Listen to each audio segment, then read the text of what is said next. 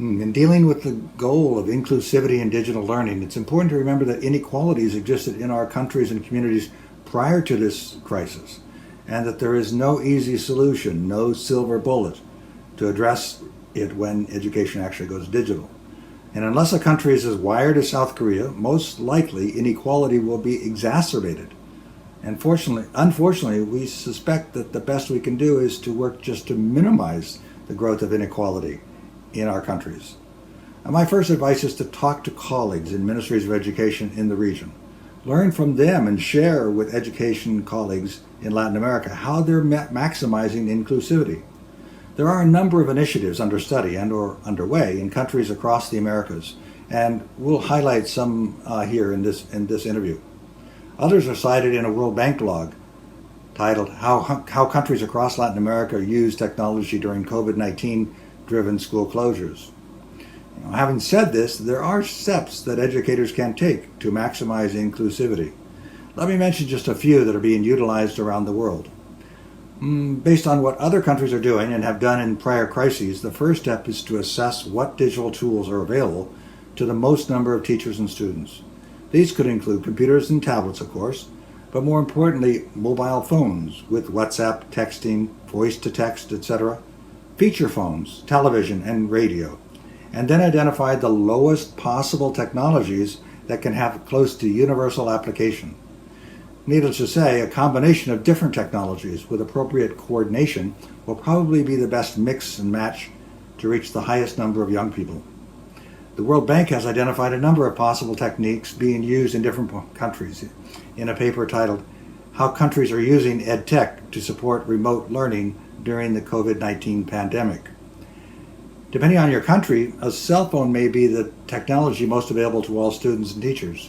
Using WhatsApp, teachers can send homework assignments, check in with those who are not participating, and utilize the audio and video features to connect on a more personal level with students. And in today's wired societies, it's easy to forget the teaching and learning potential of radio and television, and a number of countries are airing content for multiple grade levels and curricular subject areas. For example, in Sierra Leone, the Ministry of Gender and Children's Affairs, working with Plan International, is distributing over 23,000 radios to girls to support the school radio teaching program during the extended school closure as an initiative to promote gender inclusion. And based on interviews with teachers globally, educators are the ones experiencing and bearing the brunt of difficulties involved in school closings and expectations to move teaching and learning to digital technologies and platforms. And to be frank, they feel totally unprepared to do this and report that their work hours each day have increased by 100% as a result of the attempts to teach with digital tools. And in most countries, school closings came quickly with little advance notice and no professional development on how it would work for teachers.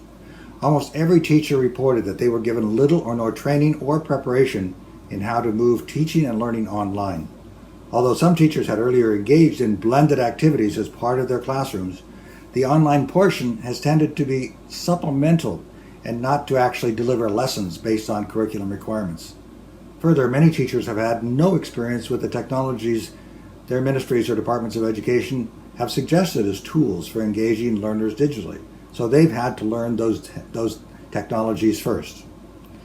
To be frank, if teachers were to have several weeks available for training and planning without having to teach at the same time, one tool that could be used would be online professional development courses for teachers to explore different technologies, time management strategies, and student engagement.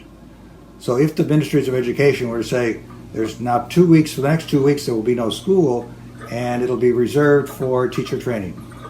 And for example, following the tragedy of 9/11 in 2001, we in New York City found that teachers were not prepared to deal with the trauma caused by it that students brought into the classroom with them. And to address this, my organization, iEARN, the International Education Resource Network, worked with the School of Social Work at Columbia University to put together an online professional development course on how to recognize and then handle trauma that was evident among students after 9/11. Teachers in the U.S. also have not had any advanced preparation prior to school closings, which have come on a state-by-state basis, and totally there has been no national program to close schools on a on the same basis and prepare teachers. And in spite of near universal access to technology and connectivity, teachers report that only about 40% of students in public schools are accessing the online lessons. And one researcher told us that 82% of U.S. students reported doing actually nothing online after teachers put lessons on.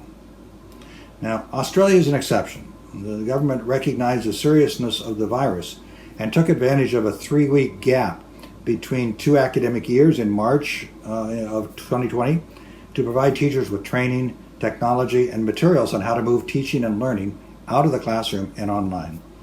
Further, students had advance notice also as well to take technology home with them in the same period to prepare for online learning. Nonetheless, many students, including Aboriginal families living in isolated rural living situations, often lack internet access. So some communities have arranged for vans with internet connectivity to pass by homes without connection at specific times, using a 1990s technology called Store and Forward. This technology actually lessened inequality in the 1990s. In South Africa, for example, postal vehicles and delivery trucks that traveled the same route every day were outfitted with internet connectivity, and students could upload and download messages and files when the vehicles were near their homes. Store and Forward technologies made this possible. And teachers have told us that teachers should focus on project work about real-life problems and discuss issues that are relevant in the community, and not simply replicate a lesson from a classroom. And this gives students a time to learn by doing and on their own time with family members. Ultimately, we need to listen to teachers about what works and give them the opportunity to interact with colleagues to assemble best practices for their particular situation. And above all, we need to work with teachers where they are and not where we would like or hope them to be. These are just a few suggestions on how learning can be as inclusive as possible in a world disrupted by school closings caused by the COVID-19 virus crisis. And we're very fortunate to have Adriana Vileda here to share her perspectives on what is happening in Latin America. I'd like to really thank the OAS, Organization of American States, and the Committee on Education for giving us this opportunity to share these thoughts with you. Thank you.